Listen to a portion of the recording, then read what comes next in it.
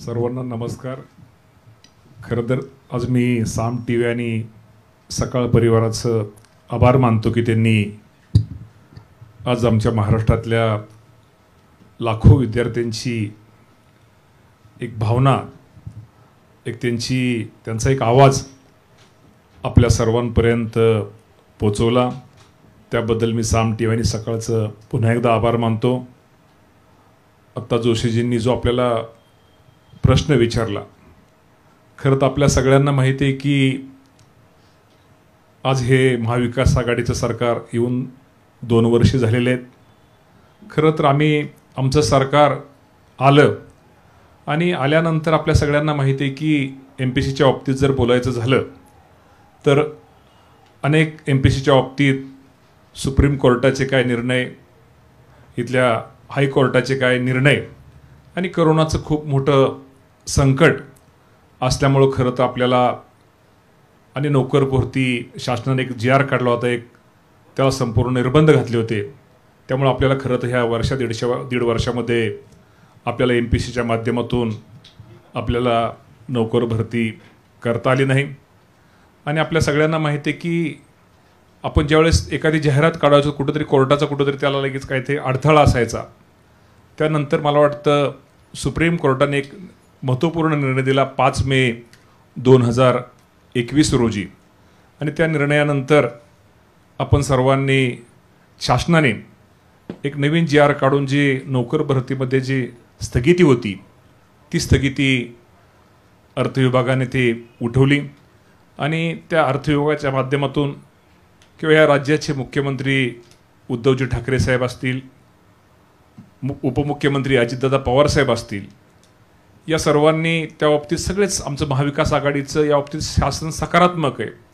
निश्चित प्रकारे अनेक विद्यार्थी आपल्या खेडेगावातून जे विद्यार्थी गेली 7-8 वर्ष प्रत्येक शहरामध्ये राहतायत, अभ्यास करतायत, त्यांच्या घरचा आई वडील भाऊ हे कष्ट करून माझा कुठंतरी मुलगा एक अधिकारी होईल, कुठंतरी मोठ्या पदावर जाईल, हे त्याच्या आईवडिलांनी भावांनी बहिणींनी स्वप्न बघितलेले आहेत। ते एखादी त्या स्वतःच्या घरी ते अर्धी भाकरी करून कुठं त्या मुलाला शिक्षणासाठी त्याला पैसे पुरवत होते। परंतु ही गोष्ट ही खरी आहे आणि आम्हाला पण खंत आहे, आम्हाला पण एक दुःख आहे की गेल्या 2 वर्षामध्ये किंवा 3-4 वर्षामध्ये आम्ही याच्या अगोदरच्या शासनाने किंवा आरक्षणाचा विषय असेल किंवा आता कोविडचा विषय असेल, यामुळे MPSCच्या परीक्षा झालेल्या नाहीत। परंतु मी आपल्या माध्यमातून सर्व विद्यार्थ्यांना सांगतो की येणाऱ्या दिवसामध्ये शासनाच्या माध्यमातून MPSCच्या जास्तीत जास्त कशा जागा भरता येतील। आपल्याला माहिती आहे की साधारणतः आम्ही शासनाला सांगितलं होतं की साधारणतः या 30 तारखेच्या ह्याच्या अगोदर आपण मागणीपत्र आम्हाला ताबडतोब हे करा। अजूनही काय मागणीपत्र आलेली नाहीत। आजचा विचार केला साधारणतः 5739 निरनिराळ्या विभागाचे मागणीपत्र ही आमच्याकडे मिळालेली, त्याचा आकृतीबंध तपासून आम्ही लवकरच त्या बाबतीत जाहिरात काढतोय। आपल्या सगळ्यांना माहिती आहे की 390 पदाची जी राज्यसेवेची परीक्षा आहे त्याची आपण जाहिरात दिलेली आणि 1997 पदाची पण लवकरच आपण येणाऱ्या दिवसामध्ये त्याची पण आपण जाहिरात काढतोय। साधारणतः आपल्या शासनाला ह्या वर्षी आपलं एक टार्गेट आहे की साधारणतः 15,511 जागांना वित्त विभागाकडून परवानगी घेतली। 15,511 जागावरती आपल्याला थांबायचं नाही, साधारणतः हे 20,000पर्यंत त्या जागा कदाचित वाढतील आणि जेणेकरून ह्या वर्षामध्येच आपल्याला येणाऱ्या पुढच्या वर्षामध्ये आपल्याला त्या कशा जागा आपल्याला कशा भरता येतील। आणि माझ्या ग्रामीण शहरी भागातील विद्यार्थी ज्या आशेनं ह्या शासनाकडं आमच्या सर्वांकडं तो पाहतोय बघतोय, कुठंतरी जाहिरात येऊन मी कुठंतरी परीक्षा देईल, कुठंतरी मी कुठं उद्या अधिकारी दिलं, माझा त्याचे वडील, त्याची आई, त्याची बहीण, शेवटी कुटुंब। एक ग्रामीण भागामध्ये जोशी साहेब एक म्हण आहे आमच्या विद्यार्थ्यांचं, ज्याचं जळतं त्यालाच कळतं, या उक्तीप्रमाणे निश्चित प्रकारे येणाऱ्या दिवसामध्ये साधारणतः ह्या वर्षी आत्ताच मला वाटतं साधारणतः 6,000ची आम्हाला मागणीपत्र आमच्याकडे मिळालेलं आहे। अजून राहिलेले साधारणतः 12 ते 15,000, 15,000च्या म्हणजे 14 ते 15, साधारणतः 15,511 म्हटलं तरी साधारणतः ह्या जागा ह्या 4 वर्षापूर्वीचं हे मागणीपत्र होतं। आता ह्या 4 वर्षामध्ये अजूनही जागा तिथं रिक्त होत आहेत। साधारणतः हा आकडा 20,000च्या पुढे जाणार नाही, परंतु 20,000पर्यंत निश्चित प्रकारे होईल। त्याप्रमाणे आपण ही भरती प्रक्रिया त्यामध्ये राबवतोय। आणि तुम्ही मगाशी जो विषय दुसरा तो खाजगीचा विषय आपण मगाशी आपण त्याची आपण व्यक्त केला. खाजगीच्या बाबतीत मी तुम्हाला एवढंच सांगेल की आपल्या सगळ्याला माहिती आहे की शासनाची ही MPSCच्या माध्यमातून भरती प्रक्रिया क्लास 1, क्लास 2 आणि मुंबई शहर हे क्लास 3 असं होतं. पण इतर विभागाची आपण भरती प्रक्रिया ही आपण पूर्वी कलेक्टर किंवा ते जे कमिटी असायची त्या बाबतीत राबवत असो, परंतु अनेक त्यानंतर काही गोष्टी अडचणी तक्रारी किंवा ते वेळेत न होण्यासाठी आपण ही खाजगी प्रक्रिया राबवलेली. पूर्वीच्या शासनाने 2018 साली तो GR काढला होता. महापरीक्षा पोर्टलच्या माध्यमातून त्याला अनेक विद्यार्थ्यांचा विरोध झाला आणि तो विरोध झाल्यानंतर खरं तर आपण त्यानंतर शासनाने ITD जे डिपार्टमेंट आहे त्या विभागाने एक जाहिरात प्रसिद्ध केली आणि 5 व्हेंडर हे फायनल केलेत आणि त्या ज्या विभागाला परीक्षा घ्यायची, समजा आता आपण पाहतो की आरोग्य विभाग, पोलीस विभाग या परीक्षा ज्या मोठ्या प्रमाणात विद्यार्थ्यांच्या ज्या परीक्षा आहेत आपण त्या खाजगीच्या माध्यमातून त्या परीक्षामध्ये घेतोय. त्यामध्ये सुद्धा काय ज्या अडचणीत त्या सुद्धा अडचणी कशा त्यामध्ये त्या अडचणी जर आल्या किंवा ते काय प्रश्न किंवा आल्या त्यातनं आपण कसं त्यातनं मार्ग काढता येईल तो काढण्याचा प्रयत्न आपण मी त्या प्रश्नाकडे येईनच, तो सविस्तर प्रश्न असेल. मला एक इकडे आणखी सांगायचं होतं की काल आम्ही जेव्हा जाहिरात केली की आपण अशी परिषद घेतो MPSC परिषद साम TV आणि सकाळ माध्यम समूहातर्फे, त्यावेळी अनेकांनी शिक्षक भरती, जिल्हा परिषद आणि असं असंख्य सेवा भरती प्रक्रियेबद्दल प्रश्न उपस्थित केले होते. मला सगळे त्या एका आमच्या चर्चेच्या ह्याच्यात घेण्यात येत नसले तरी आज आपण 4 सेशन्स ठेवलेली आहेत, प्रत्येक ठिकाणी मान्यवर आहेत, त्यामुळे ते प्रश्न आपण घेणार आहोत. या सेशनमध्ये सुद्धा शेवटी माझा प्रयत्न असेल की काही मिनिटं तुमचे प्रश्न घेण्यासाठी, मंत्री महोदयांना तुमच्या मनातले प्रश्न विचारण्यासाठी आपण ठेवणार आहोत. मी आपला विद्यार्थी प्रतिनिधी गायकवाड यांच्याकडे जातो. मंत्री महोदयांनी ते जाहीर केलेले, पण हे झालं शासनाकडनं आलेलं, हे प्रतिक्रिया झाली. विद्यार्थ्यांच्या मनात काय आहेत? या घोषणा होत असतात आणि ते असतात, जाहिराती पण निघतात. प्रत्यक्ष वस्तुस्थिती काय? तुमचं समाधान? एकच मिनिट, मला त्यात एक माझ्याकडून मगाशी राहिलं की खरं तर हे पण आपण आता करतो की UPSCच्या धर्तीवरती की आपल्याला माहिती आहे UPSCचं पुढच्या वर्षी कुठली परीक्षा होणार आहे, वर्षभरामध्ये कुठल्या विभागाची कुठली परीक्षा होणार आहे, त्याच्या तारखा आणि वेळापत्रक ते UPSC ज्याप्रमाणे जाहीर करतं त्याप्रमाणे पुढच्या ह्या वर्षी सुद्धा शासनाने तो निर्णय घेतलेला आहे. UPSC प्रमाणे MPSCचं तो वेळापत्रक हे निश्चित प्रकारे वर्षाचं हे जाहीर केलं जाईल, हे पण आपल्या सगळ्यांना माहिती असतं. आमचा मित्र स्वप्नील लोणकर याच्या आत्महत्येनंतर अजित पवार साहेबांनी विधानसभेत 15,511 जागा भरू असं आश्वासन दिलं होतं. ॲक्च्युअलमध्ये आज जसं बर्ने मामा म्हणताय की 6,000 जागांचं आम्ही मागणीपत्र पाठवलं आहे, तर मग दरवेळेस विद्यार्थ्यांनी फक्त आंदोलनच करायचं का? ह्या 15,000 जागा तुम्ही 30 सप्टेंबरपर्यंत जाहीर करणार होता, तुम्ही 30 सप्टेंबरपर्यंत का जाहीर केलं नाही? याला तुम्ही विलंब का लावताय? म्हणजे आम्ही जवळजवळ 10-15 दिवस झाले सगळे विद्यार्थी संघटना, विद्यार्थी सरकारला ट्विट करताय, मागणी करताय की तुम्ही लवकरात लवकर जाहीर करा.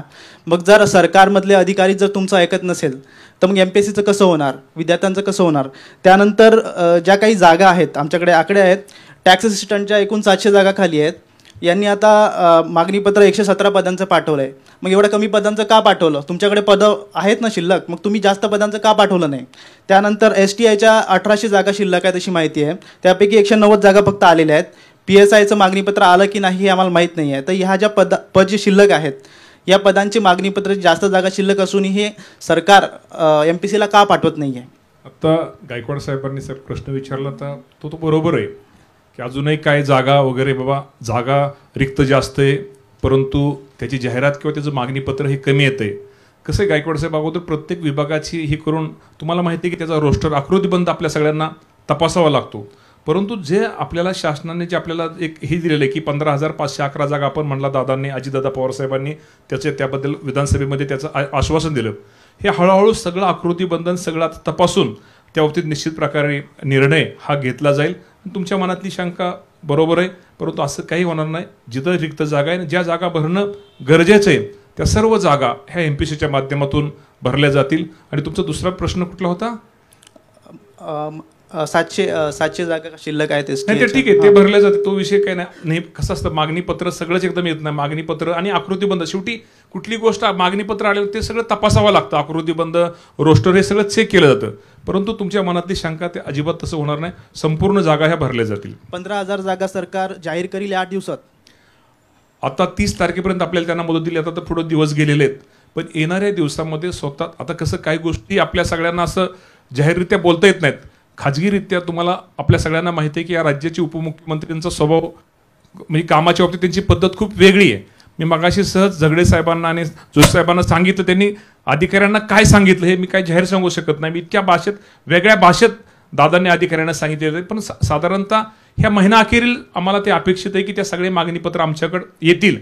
आणि शेवटी तुम्हाला मी हे पण सांगतो की मी पण माझ्यासारखा कार्यकर्ता आज सामान्य या विभागाचा राज्यमंत्री, आणि आम्ही ग्रामीण भागातून आलेले. शेवटी ग्रामीण विद्यार्थ्यांचं काय दुःख असतं आणि ह्यासाठी जेवढा काय पाठपुरावा करता येईल तो आम्ही शासनाच्या माध्यमातून मुख्यमंत्री उपमुख्यमंत्र्यांकडे करतोय. यामध्ये एक मुद्दा असतो की मंत्री महोदय किंवा शासन चालवणारे मंत्री ही मंडळी एक गोष्ट सांगत असतात, एमपीसीचे तुमच्यासारखे प्रतिनिधी काहीतरी मागण्या करत असतात, पण याच्या मधला एक घटक आहे आणि त्या घटकाकडे आपलं लक्ष नसतं. तुमचा सगळ्यांचा राग निघतो मंत्र्यांवरती, मुख्यमंत्र्यांवरती, कदाचित एमपीएससीवरती, पण याच्यामध्ये एक मोठी कडी आहे, ती आहे प्रशासनाची. कारण मगाशी आम्ही बोलत होतो आणि ते खरं आहे, भरणेजी म्हणतायत तसं की अनेक गोष्टी आम्हाला सांगता येत नाही कारण त्यांना त्या मर्यादा आहेत. पण एक व्यक्ती आपल्याला या डायसवरती आहेत की जे या गोष्टी आता सांगू शकते, कारण ते आता रिटायर्ड आहेत, आपले महेश झगडेजी. झगडे, याच्यातला मी जो म्हणतोय जी महत्वाची कडी आहे, महत्वाचा बंध आहे, तो आहे प्रशासनाचा. यांनी कितीही बोलू दे, त्यांनी कितीही मागण्या करू दे, हे मधलं प्रशासन जे हलायला पाहिजे. की एकदा जर का गोष्टी ठरलेल्या तर त्या रिक्रुटमेंटच्या असतील, परीक्षेच्या असतील, त्या पार पाडण्याबद्दल असेल, नियुक्तीच्या असतील, प्रशासन हलत का नाही?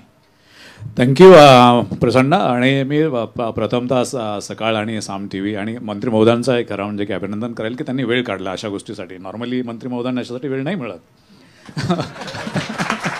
पण आपण काढला, आपण तेवढे सेन्सिटिव्ह आहात.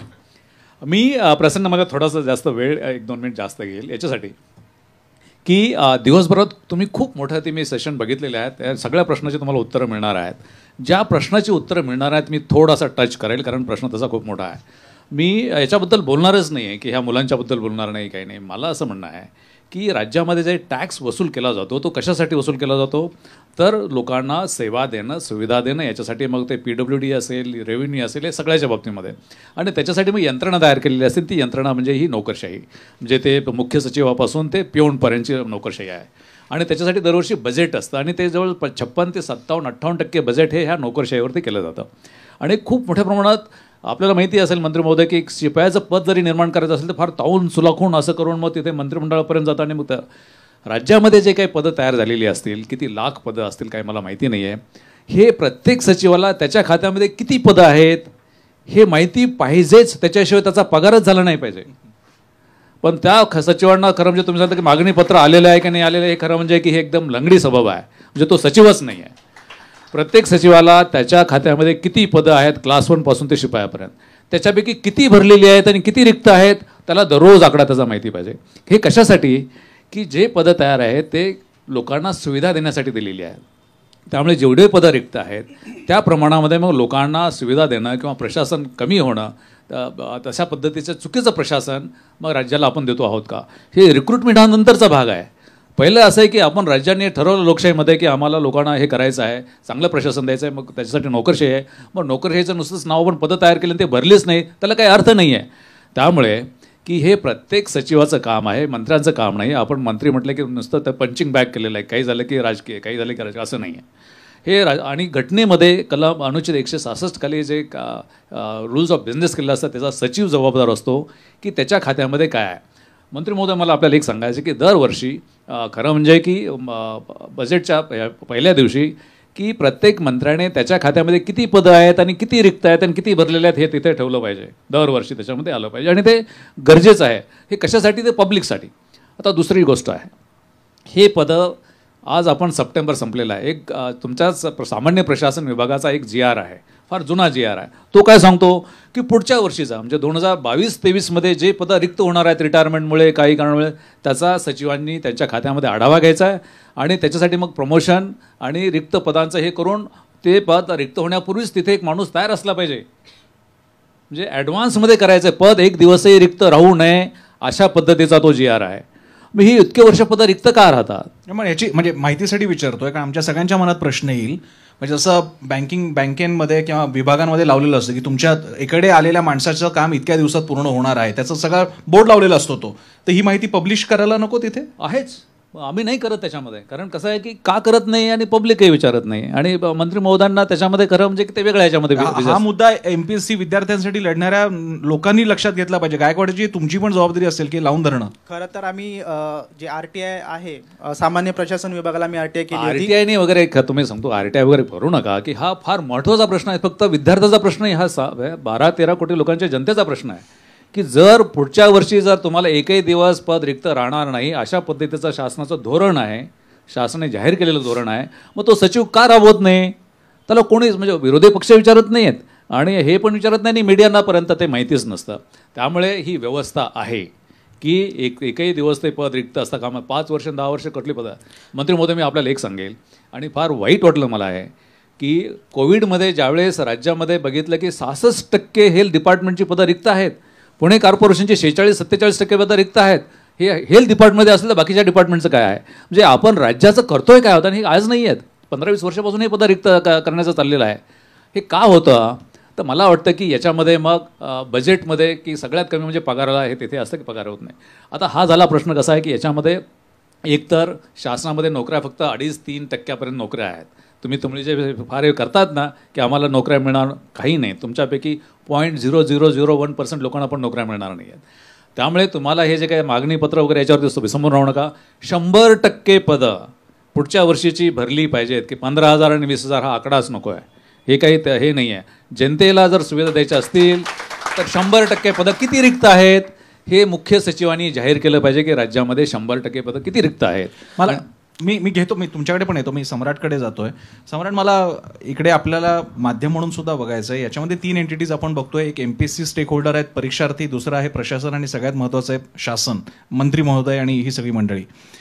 आणि एक पातळीला या दोघांच्या मर्यादा म्हणजे प्रशासन आणि शासनाच्या मर्यादा अशा आहेत की या पुढचा काळ 91 पासून लिबरलायझेशन सुरू झाल्यानंतर प्रशासन शासनाचं संकुचीकरण आणि खासगीकरणाचा विस्तारवाद, अशा परिस्थितीमध्ये एमपीएससी, त्याच्या नोकऱ्या, सरकारी सेवा हा एक आपण नाजूक विषय बनवून ठेवला की ज्याच्याबद्दल स्पष्ट कोणीच बोलत नाहीये. प्रसन्न, मला या प्रश्नाचं उत्तर द्यायच्या आधी एक मुद्दा क्लिअर करायचा की जॉब देणं हे सरकारचं काम आहे. म्हणजे आपण वेलफेअर स्टेट म्हणून काम करतो, आपण आपली घटना आहे, तर आपल्या घटनेमध्ये सरकारनं नोकऱ्या निर्माण करणं ही सुद्धा गरज आहे आणि ती आवश्यकता आहे. त्यामुळे सरकारनं नोकऱ्या निर्माण केल्या पाहिजेत का? अगदी जरूर केल्या पाहिजेत. मला एका गोष्टीकडं या निमित्तानं लक्ष वेधायचं की ज्याच्या आत्ता झगडे सर म्हटले, मला भरणे साहेबांचं कौतुक वाटलं, कारण या एकमेव मुद्द्यावर बहुतांश मंत्रिमंडळातल्या लोकांनी माध्यमासमोर बोलणं गेले 15 दिवस टाळलं. अशा वेळी एक मंत्री येतो आणि विद्यार्थ्यांसमोर उभा राहतो, हे सगळ्यात मला कौतुकास्पद वाटतं. आता मुद्दा येतोय तो भरती कधी होणार. गायकवाडजी म्हटले, झगडे सर म्हटले, आपल्याकडं हा सगळ्यात मोठा प्रॉब्लेम झाला आहे की आपण मंत्रिमंडळ आणि मंत्री आणि राजकीय नेते यांच्याकडेच आत्ता हे सगळे प्रश्न विचारतोय. त्याच्या मागं त्यांना माहिती देणारी, त्यांना बळ पुरवणारी जी यंत्रणा आहे प्रशासकीय, त्याच्याबद्दल कुठंच बोलत नाही आहोत. त्यामुळं आपण जरी सरकारनं नोकऱ्या द्यायच्या का नाही, कशा द्यायच्या, हा मुद्दा जरी आला तरी सरकारच्या ज्या जागा रिक्त आहेत, ज्याच्याबद्दल झगडे सर बोलले, तो मुद्दा मला असं वाटतं अतिशय महत्त्वाचा आहे की तिथून सगळी सुरुवात झाली पाहिजे. जर सरकारच्या जागा रिकाम्या आहेत तर त्या सचिवानं कळवलं का, आणि जर त्या कळवलं आहे तर ते सरकारनं आर्थिक प्रोव्हिजन करून ते भरल्या का.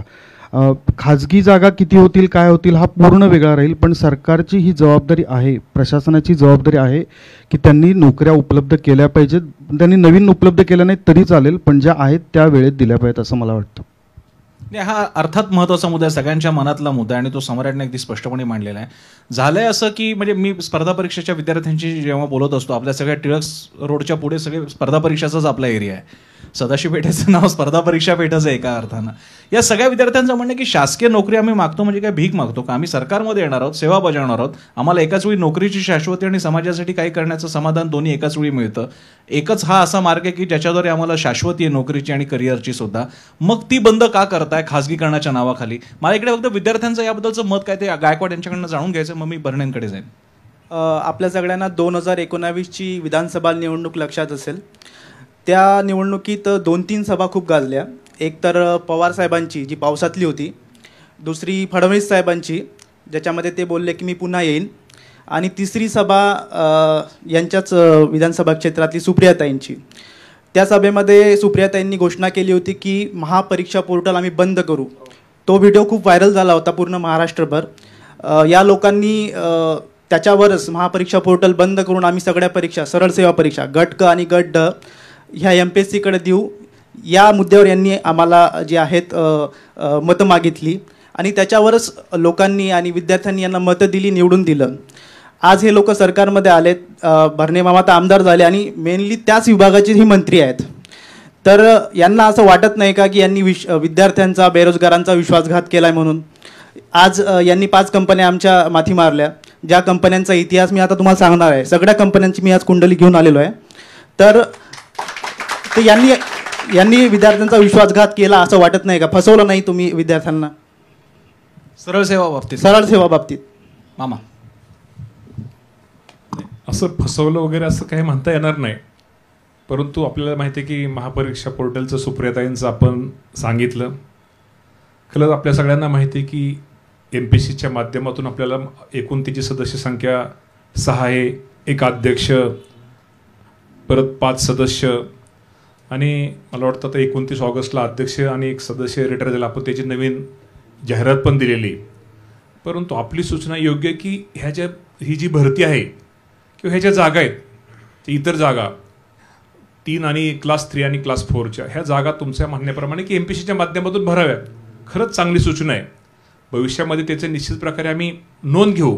परंतु आज आपल्याला परीक्षा ताबडतोब घेऊन विद्यार्थ्यांना आपल्याला कुठेतरी एक चांगल्या प्रकारची सेवा करण्याची आपल्याला संधी द्यायची. आणि या बाबतीत आपल्या सगळ्यांना माहिती आहे की IT डिपार्टमेंटनी जाहिरात काढली. त्यांनी 5 व्हेंडर, ठीक आहे, कुठं व्हेंडर कोण कमी जास्त, कुठल्या कोण कुठं कुणाचं काय हे असेल ती मी ह्याच्यामध्ये जात नाही. शेवटी ते डिपार्टमेंट वेगळे. पण आता आपल्याला आरोग्य विभागाची आपण भरती काढली, थोडं काय त्यामध्ये त्रुटी होत्या. आपण नवीन परत त्याची परीक्षा आपण आपली आरोग्य विभाग असेल, पोलीस डिपार्टमेंट, आपल्याला खूप मोठी संख्या आहे.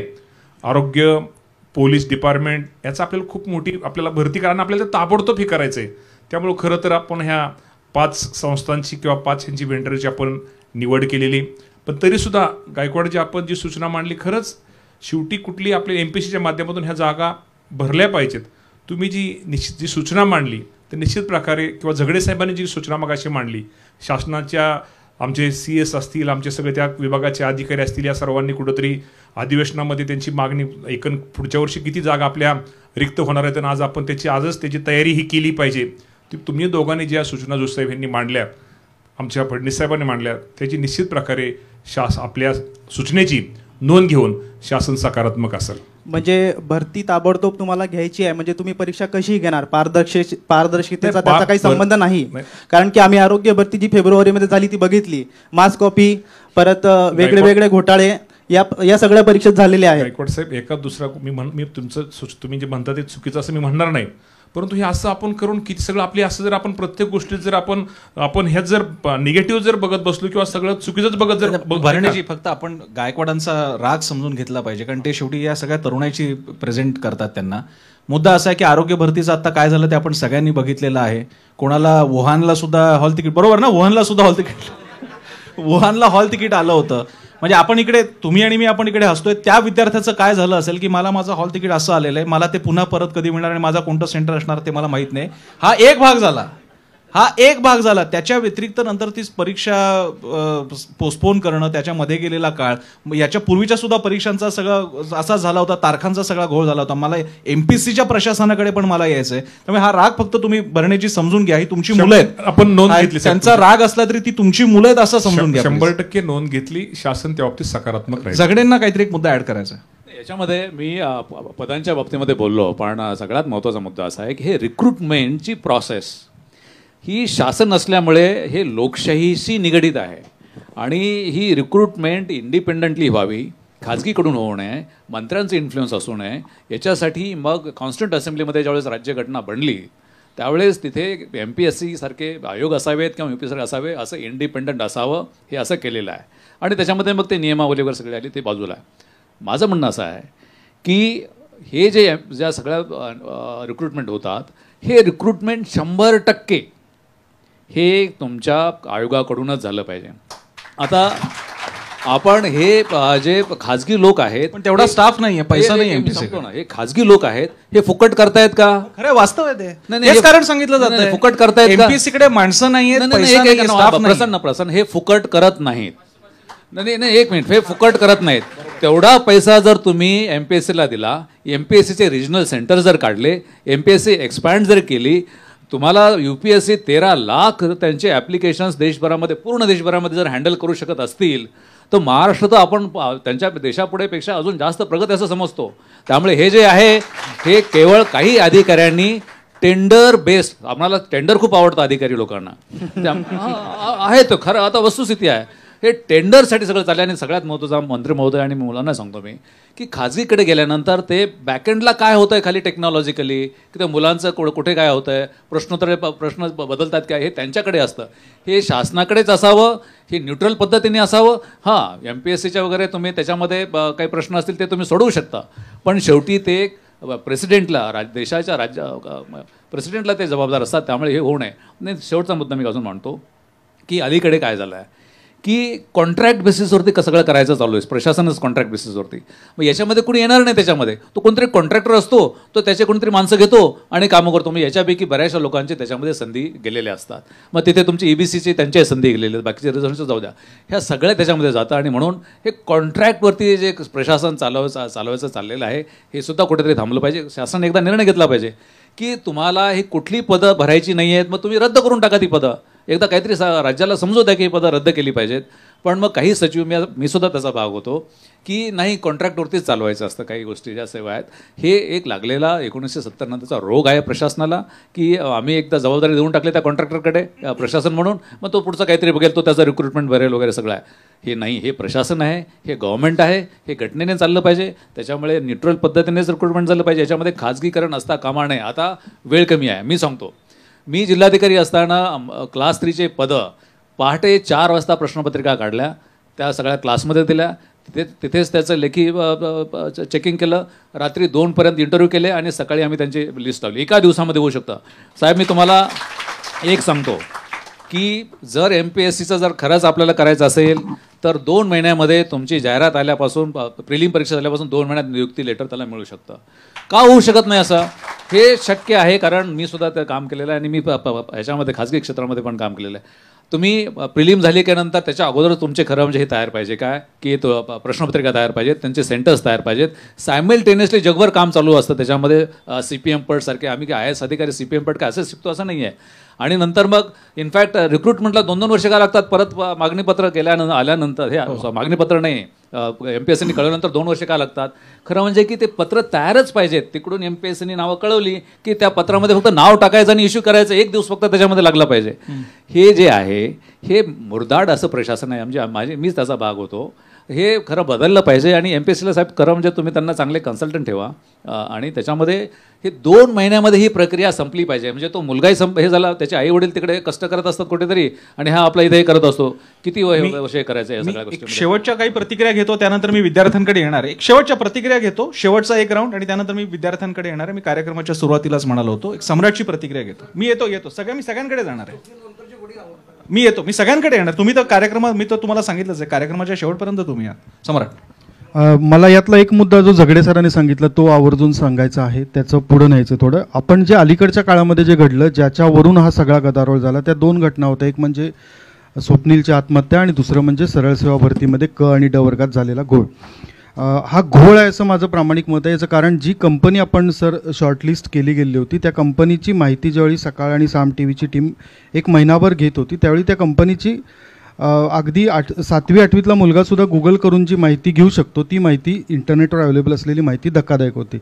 अशी कंपनी आपली महाराष्ट्राची IT विभाग शॉर्टलिस्ट करतं आणि त्या कंपनीला जबाबदारी देतं की त्यांनी 8,500 महाराष्ट्रातल्या पुढच्या अधिकाऱ्यांच्या नेमणुका करायच्या. तर ते कुठल्या बेसिसवर देतं हा मला प्रश्न पडला.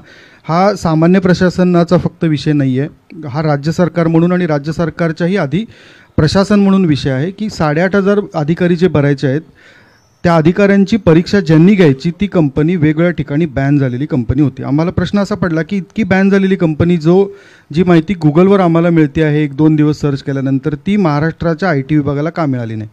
मग आम्ही आणखी शोधल्यानंतर लक्षात आलं की त्याच्यात जो जगडे सरांनी खूप उत्तम उल्लेख केला की टेंडर प्रक्रिया हा मुद्दा येतो आणि तिथं खूप सारं काय बरं वाईट ज्या गोष्टी चालतात त्याचा परिणाम मुलांवर होतो. मला एक प्रश्न पडला आणि ज्याचं उत्तर मी सर जगडे सर शोधतो आहे. हा निर्णय घेणारी जी यंत्रणा असती ते राजकारणी नसतात, ती यंत्रणा प्रशासकीय असती. हे प्रशासकीय अधिकारीसुद्धा कधी काळी विद्यार्थी होते, प्रशिक्षणार्थी होते, त्यांनी हे सगळे अनुभव घेतलेले आहेत. त्यांना का नाही वाटत की मुलांचं दुःख, मुलांचा त्रास कमी व्हावा म्हणून आपण प्रशासनात सुधारणा घडाव्यात. ज्यावेळी प्रॉब्लेम आला त्यावेळी त्यांनी वर बोट केलं अधिकाऱ्यांनी प्रशासनाकडे, मंत्रिमंडळाकडे, आणि मंत्री निर्णय घेतील. आणि प्रत्यक्षात त्यांनी जो निर्णय घेतला आणि ज्या कंपन्या नेमल्या त्या कंपन्यांनी मुलांचं प्रचंड नुकसान केलं.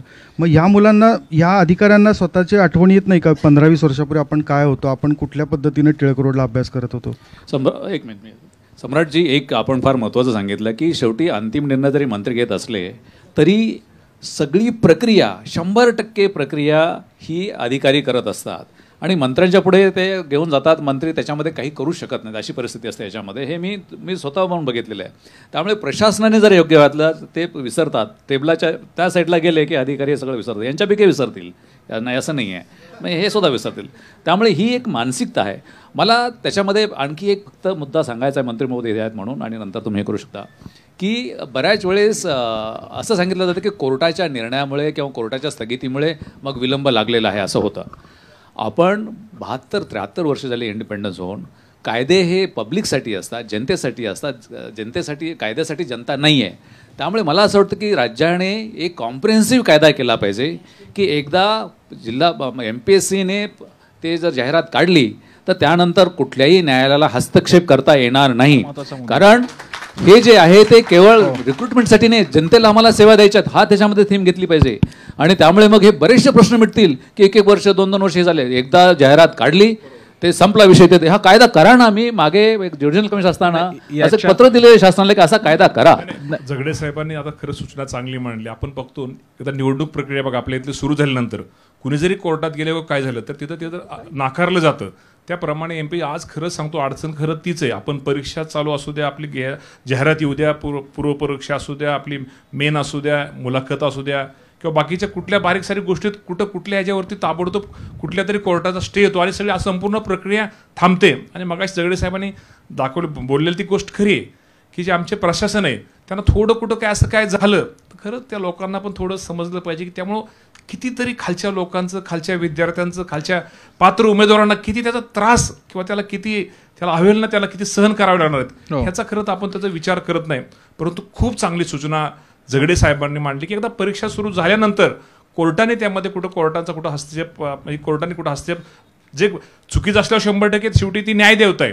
परंतु त्यामध्ये त्यांना हस्तक्षेप करता येऊ नये यासाठी काहीतरी काय नवीन काय करता येईल का तो करण्याचा निश्चित प्रकारे तपास. छोटी कमेंट त्यानंतर आपण प्रश्न घेणार आहोत कारण सगळ्यांना सगळे हात वरती करतात. सरकार प्रशासनावर किती दिवस खापर फोडणार आहे? हा जो कंपनीकडे परीक्षा देण्याचा निर्णय आहे हा पूर्ण राजकीय निर्णय आहे.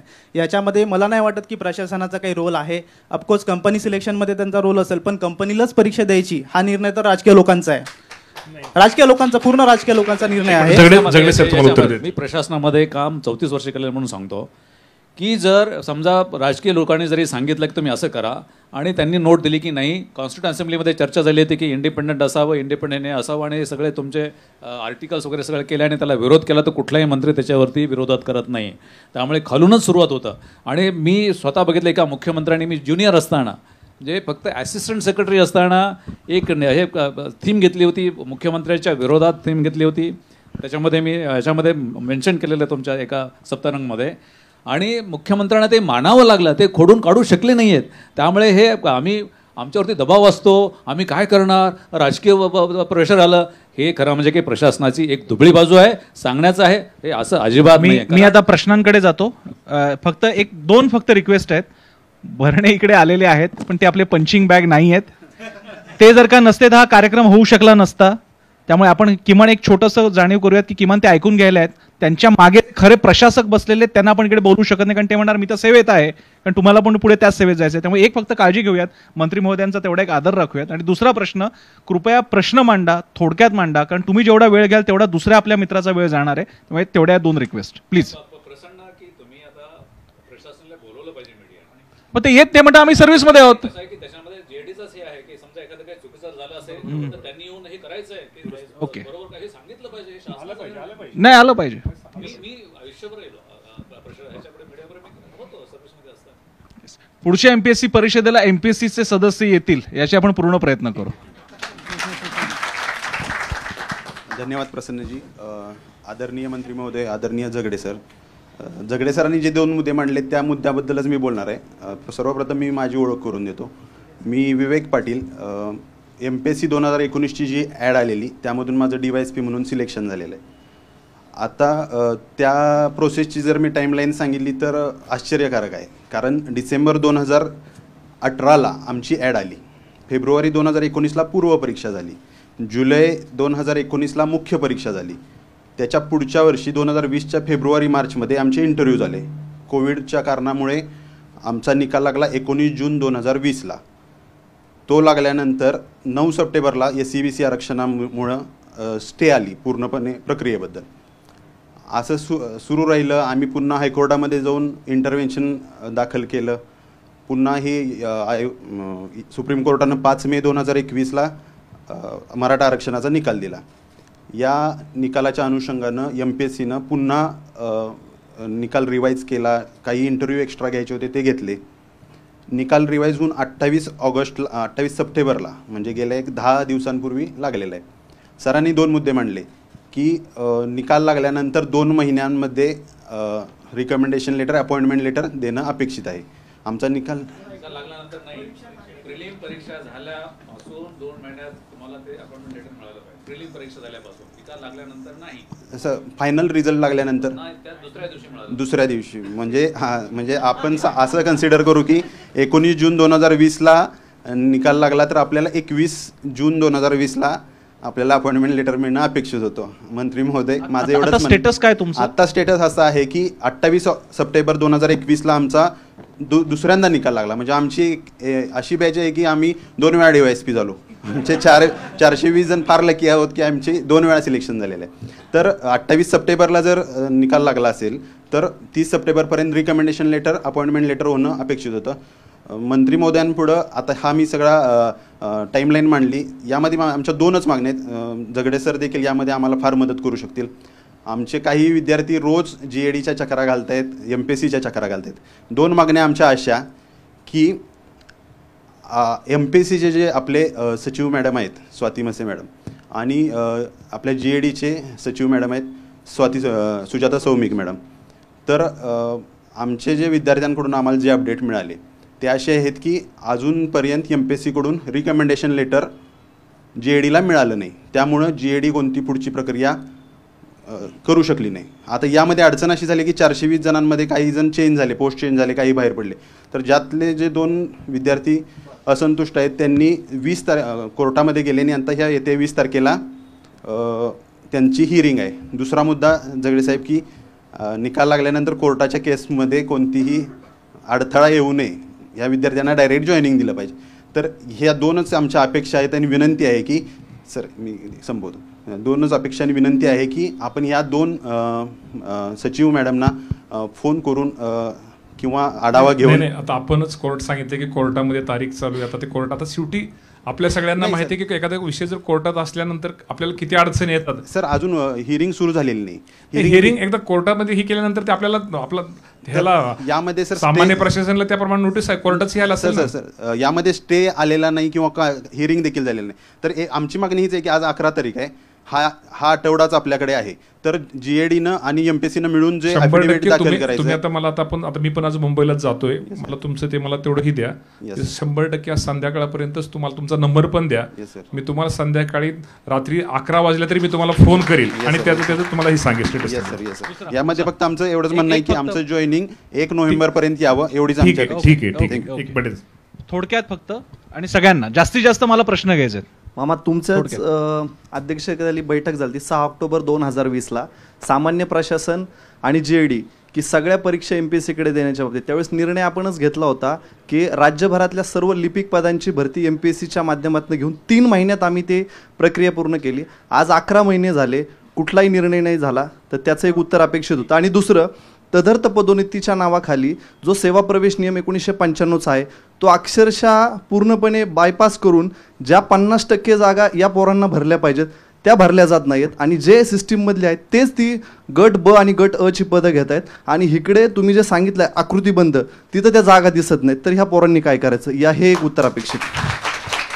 नाही, आपण आता जी सूचना मांडली की आपण मीटिंग त्या निमित्तानं घेतली होती, आपण MPCचे किंवा बाकी इथं बोललो होते आणि तुम्हाला पाठीमाग माहिती की करोनामुळं आणि शासनाच्या निर्णयामुळं आणि कोर्टाच्या ह्याच्यामुळं खरं तर आपल्याला ह्या गोष्टी ताबडतोब करता आलेल्या नाहीत.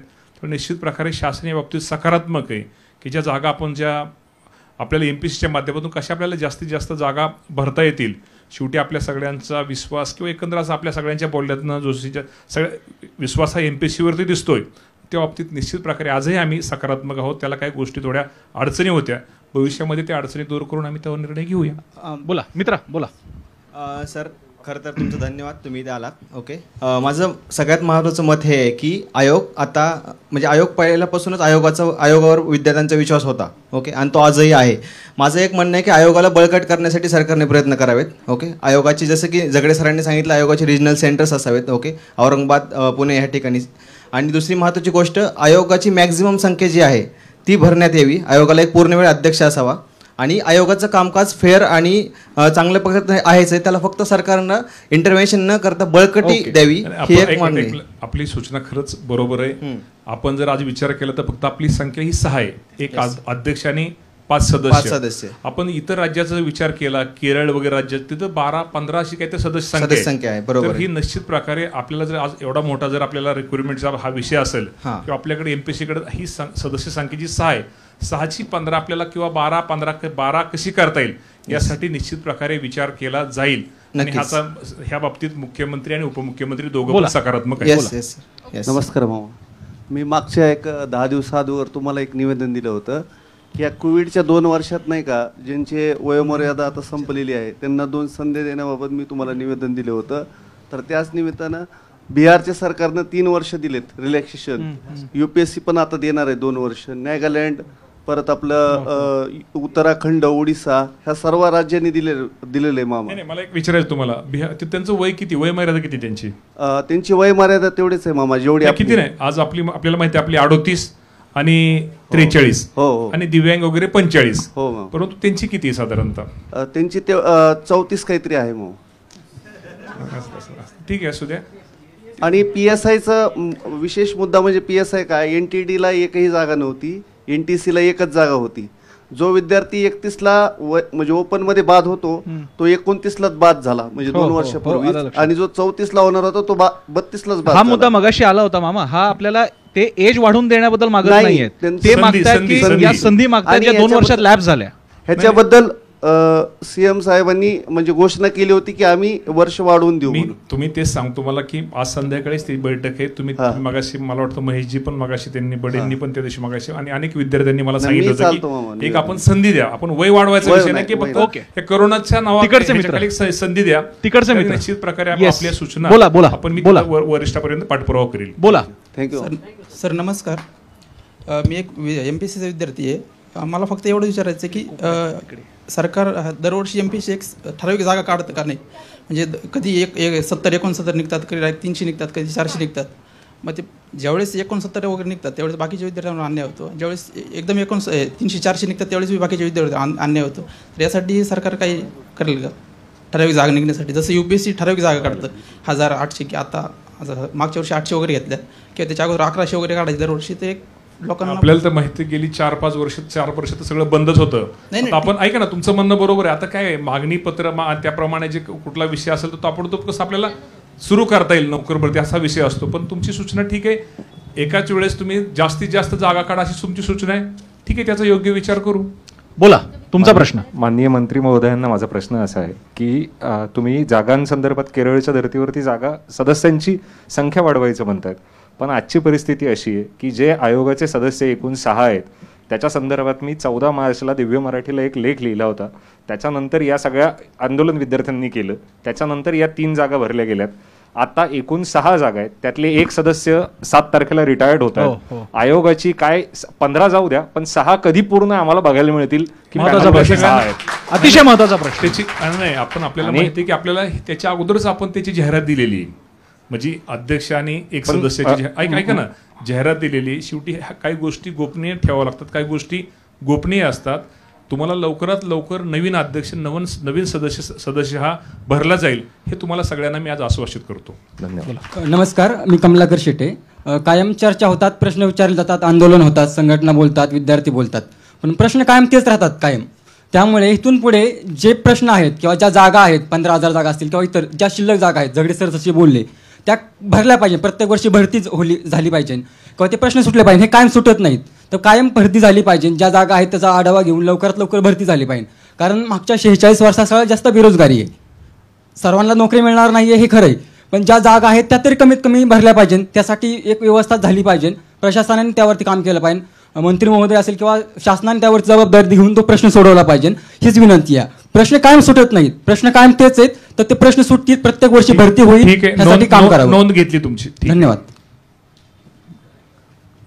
माननीय मंत्री महोदयांना माझा एक प्रश्न आहे की 2020च्या जाहिरातीपासून तुम्ही PSIची मैदानी चाचणी ही जी आहे, जे अगोदर मार्क्स फायनल रिझल्टमध्ये पकडले जायचे ते आता कॅन्सल केलेले आहेत.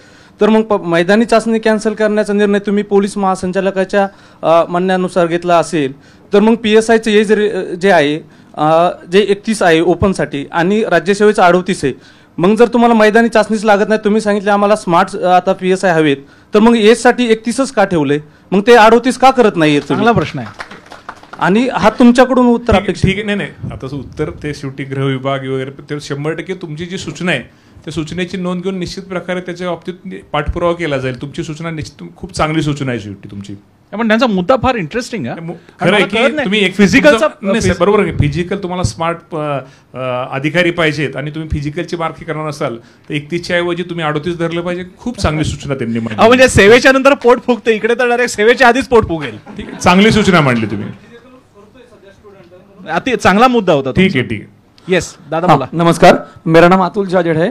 मेरा कहना है कि आज अगर 1% भी अगर उसका सिलेक्शन नहीं है तो इतने लोग अगर MPSC कर रहे हैं तो उसका आगे का फ्यूचर क्या, उसके लिए कुछ जन जागृति करने के लिए या कुछ उनको दूसरा कुछ बिजनेस करने के लिए. अभी MPSC का लाइफ में आगे चल के यूज कुछ भी नहीं, 99% अगर लड़कों का यूज ही नहीं होने वाला है, तो उसके आगे कुछ तो सरकार ने सोचना चाहिए कि उसके आगे क्या करना है लोगों को, बच्चे लोगों को. हा मुद्दा नंतर आपल्या पुढच्या सेशन्समध्ये येणार आहे मामा, पण हा मुद्दा त्यासाठी लावून घेतला पाहिजे की ज्यांचं नाही त्यांचं काय, ज्याला मिळाली त्याला नोकरी, ज्याचा नाही नोकरी मिळाली त्याला काय, त्याचं समुपदेशन किंवा काय असं काही करू. नाही, तुमचं म्हणणं बरोबर आहे की आता शेवटी जे हुशार विद्यार्थी जे स्पर्धा परीक्षेमध्ये ते होणार आहेत किंवा जे आपलं म्हणणं आहे की जे होणार नाहीत किंवा जे नाही राहणार आहेत, शेवटी त्यांना पण शेवटी बाकीच्या ठिकाणी फील्ड आहेत.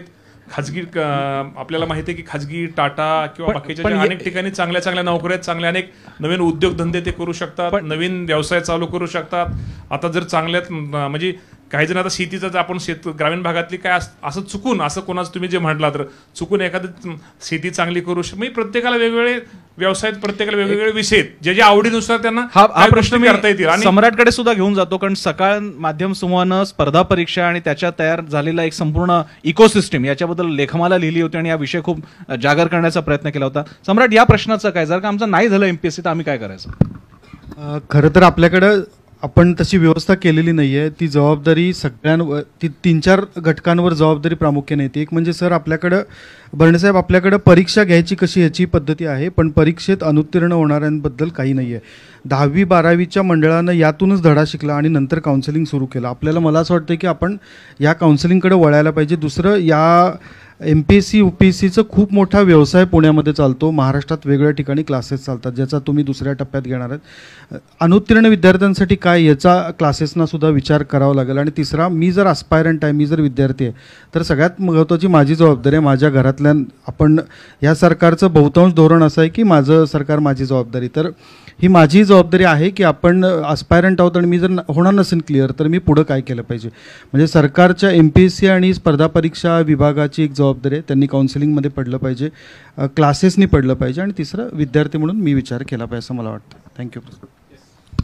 नमस्ते साहेब. नमस्ते प्रोफेसर सर, नमस्ते. मी स्वप्नील लोणकरचे वडील. मला मोजकं 2 शब्द बोलायचे आहेत. माझ्या मुलाचा बळी MPSCने घेतलेला आहे. असे आणि जाऊ नये. MPSCने कळकळीची विनंती की काहीतरी बदल करून या मुलांना चांगल्यापैकी हुद्द्यावरती चांगले त्यांना पोस्टिंग द्या. मुलांना ड्युटीवरती हजर करून घ्या. मुलांना माझ्या मुलासारखं कोणाच्यावर वेळ येऊ नाही एवढी माझी कळकळीची विनंती आहे. MPSC सिस्टीम बदली झाली पाहिजे. माझ्या मुलाचा बळी 1001% MPSCनेच घेतलेला आहे.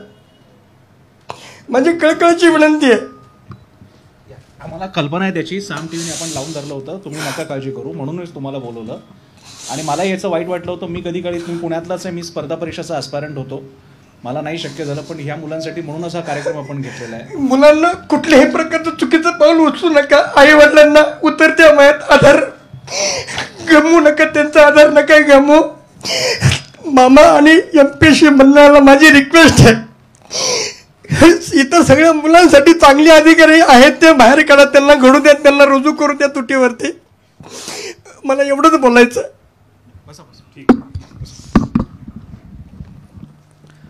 साहेब, आमचे मित्र प्रवीण सर यांनी वाढीव संधीबद्दल आपल्याला मगाशी प्रश्न विचारला. आपण आश्वासनही दिलं की आज संध्याकाळी बैठकीमध्ये आम्ही निर्णय घेऊ. परंतु आपल्या आश्वासनाने आम्ही आश्वस्त राहायचं का मुख्यमंत्री साहेबांच्या आश्वासनासारखंच आपण आश्वासन देणार आणि त्याच्या पुढं कुठल्याही प्रकारची कार्यवाही होणार की नाही होणार याबद्दल आम्ही काय समजायचं? कारण जाहिरात येण्याच्या आदल्या दिवसापर्यंत आम्ही अभ्यास करत होतो, पण जाहिरात आल्यानंतर आम्हाला पूर्ण झिरोच झालं. म्हणजे कुठल्याही प्रकारची सेटलमेंट नाही, नोकरी नाही, काही नाही. आज स्वप्नीलचे पप्पा या ठिकाणी आहेत. खूप भावनिक असं वातावरण या ठिकाणी झालेलं आहे. पुढल्या परिषदेच्या वेळेला आमच्या घरचं कोणीतरी त्या ठिकाणी उभं असेल अशी वेळ आमच्यावरती आणू नका. एवढीच एक विनंती या ठिकाणी माझी आपल्याला असेल. आपण ह्यासाठीच ही परिषद आयोजित केलेली, तुमचं सगळ्यांचं ऐकण्यासाठी, तुमचं सगळं दुःख, तुमचे प्रश्न ऐकण्यासाठी, आणि त्यातनं आपल्याला काय मार्ग काढता येईल. आज तुम्ही प्रश्न केले म्हणजे मी काय लगेच तुमचे सगळेच मान्य होतील आणि सगळंच तुमचं होईल असं नाही, परंतु एक शासनाचा प्रतिनिधी म्हणून तुम्हाला लोकांना कशी मदत होईल. शेवटी तुमचं जे दुःख आहे, तुमचे जे प्रश्न आहेत, शेवटी या राज्याचा मी पण राज्यमंत्री, तुमचं दुःख, तुमची मागणी, तुमचं निश्चित प्रकारे मी शासन दरबारी लावून धरून शेवटी मगाशी मी आलेल्या म्हणलं की ज्याचं जळतं त्यालाच कळतं की त्याप्रमाणे तुम्ही ज्या मागण्या केल्यात, तुम्ही ह्या आजच्या परिषदेच्या सूचना मांडल्यात, सगळ्या सूचनेचं माझं तिथं एक तुम्हाला माहितीसाठी सांगतो, माझा एक माणूस हे सगळं तुमचं नोंद घेतोय, तो लिहून घेतोय सगळं. हे सगळं मी शासन दरबारी, शेवटी तिथं राज्याचे निर्णय घेणारे प्रमुख हे मुख्यमंत्री असतात, उपमुख्यमंत्री असतात, या सर्वांच्या कानावर घालून शेवटी तुमचं दुःख तुम्हाला माहितीसाठी सांगतो की आज खरं तर 30 सप्टेंबरपर्यंत आपल्याला माहिती आहे की 15,000 ते मागणीपत्र शासनाच्या अधिकाऱ्यांनी देणं गरजेचं होतं, परंतु काय त्यांना अडचणी आल्या. मी आज स्वतः शेवटी काही गोष्टी बोलता येत नाहीत. मी जगडे सरांना आणि जोशी साहेबांना मी खाजगीत मागायचं त्यांना काय आज संध्याकाळी काय बोलणार आहे हे पण त्या दोघांना त्यांना तिथं दोघा सीएम आणि DCMना काय बोलणार आहे हे पण त्या दोघांना सांगितलेलं आहे की जेणेकरून त्या दोघं पण निश्चित प्रकारे थोडं अजून ह्या बाबतीत थोडा पाठपुरावा अधिकचा करतील आणि ज्याला कुणाला त्यांना समज देणे गरजेचं आहे त्याला ते समज देतील. परंतु मी तुम्हाला विद्यार्थ्यांना एकच सांगतो की शासन म्हणून आम्ही सर्वजण तुमच्या भावना, आज स्वप्नीलचे वडील रडतात, शेवटी मगाशी मी सांगितलं, शेवटी त्यांची भावना आहे की माझ्या मुलाचं जे झालं ते इतर मुलांचं होऊ नये. हे खरंच शेवटी तुम्हाला सांगतो त्यांचं दुःख, आज त्यांचा मुलगा गेलेला आहे, शेवटी घरातला मुलगा, आपले आई वडील गेल्यानंतर आपल्याला किती दुःख असतं, आपल्या किती वेदना, शेवटी ज्याला त्यालाच कळतं. आपण बाहेरच्या माणसाने किती जरी सांगितलं तर शेवटी मुलगा हा त्यांचा होता. त्यामुळे उद्या दुसरे स्वप्नील तयार होऊ नये, त्यासाठी निश्चित प्रकारे स्वप्नील विषय होऊ नये यासाठी शासनाच्या वतीनं जे करणं गरजेचं आहे किंवा शासन माझ्या MPSCच्या विद्यार्थ्यांच्या ह्या संपूर्ण राज्यातल्या विद्यार्थ्यांच्या पाठीमागं खंबीरपणे उभा राहील, हे सुद्धा मी आज आपल्या सगळ्यांना शब्द किंवा आश्वासित करतो. बर्णेजी, स्वप्नील नुसता गेला नाही, त्याचा सुद्धा दुर्दैवी योगायोग असा होता, कारण आम्ही ती बातमी फॉलोअप ठेवली होती म्हणून, सम्राट आणि गायकवाडजी आणि झगडेजी सुद्धा. तो गेल्यानंतर मेन्सचा निकाल लागला होता आणि त्या मेन्समध्ये स्वप्नील पास झाला होता. आणि स्वप्नीलचं एकूण करिअर, कारण मी ती केस स्टडी नीट फॉलो केली होती, तो इंटरव्ह्यूपर्यंत गेला असता आणि त्याचा एकूण ट्रॅक रेकॉर्ड पाहता तो ते पास म्हणजे तो झालाच असता, ऑलमोस्ट झाला असता तो. मला हा प्रश्न मी राहून स्वतःला विचारत होतो की त्याचा एवढं तो एक मेन्सपर्यंत थांबला असता तर कदाचित त्याला उभारी आली असती, पण मेन्सचा निकाल लागत नव्हता. मी बरोबर ना, निकाल लागत नव्हते तेव्हा. आणि या दर्जाचं फ्रस्ट्रेशन जर का असेल भरण्याची, तर हे तुम्ही, मी म्हणून मगाशी म्हणालो ही सगळी मुलं चिडलेली आहेत, पण त्यांचा राग तुम्ही तुमची मुलं म्हणून बघा आणि तो राग तिकडे सामान्य प्रशासन विभागात बसलेले सगळे आमचे बाबू, त्याच्यानंतर आपले मुख्यमंत्री महोदय, उपमुख्यमंत्री यांच्यापर्यंत तुम्ही पोहोचवा अशी विनंती. तुम्ही याच्या या पहिल्या सत्रासाठी वेळ दिला, मी तुमचे आभार मानतो सकाळ माध्यम समूह आणि साम TV तर्फे. पुढे सुद्धा सत्र आहेत, तुम्हाला सगळ्यांना बोलण्यासाठीची सत्र आहेत, तुमच्यासाठी पूर्ण फक्त तुमच्यासाठी वाहिलेला एक पूर्ण आपण एक सेमिनार सुद्धा ठेवलेला आहे याच कार्यक्रमात. माझ्या सहकारी शीतल पवार त्या तुमच्यासोबत कंडक्ट करणार आहेत. इथे आपण आता या पहिल्या सत्रामध्ये थांबूयात. मी पुढच्या सत्रासाठी सूत्र हँडओव्हर करतो माझा सहकारी सुहासकडे. धन्यवाद.